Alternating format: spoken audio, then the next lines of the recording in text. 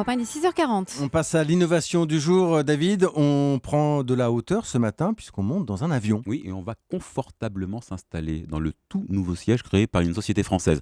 Ce siège, il s'appelle le Titanium Seat. Seat comme siège en anglais. Alors désolé, ce fauteuil-là, il n'est pas truffé d'électronique, il ne permet pas de dormir confortablement allongé, rien de tout ça.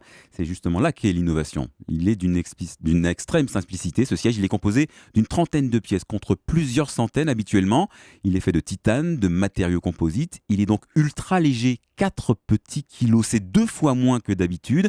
Et comme vous le savez, plus un avion est léger, eh bien moins il consomme de carburant. Alors c'est bon pour l'environnement, mais pas seulement. D'après ses créateurs, ce Titanium Seat pourrait permettre aux compagnies de faire une économie de plus de 300 000 € par an et par avion. Alors, tout ça, c'est très bien pour les compagnies, j'imagine. Mais pour moi, passager, ça change quoi, David?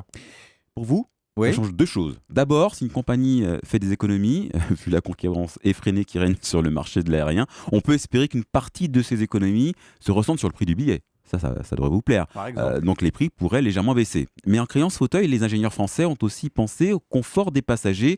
Le design, l'ergonomie ont été réfléchis de telle manière que les vertèbres sont mieux soutenues, surtout au moment du décollage et de l'atterrissage. On pense à votre petit dos, Jean-Philippe. C'est Donc gentil. si vous prenez l'avion ces jours prochains, pensez à regarder sur quoi vous êtes assis. La chronique innovation de David Delos.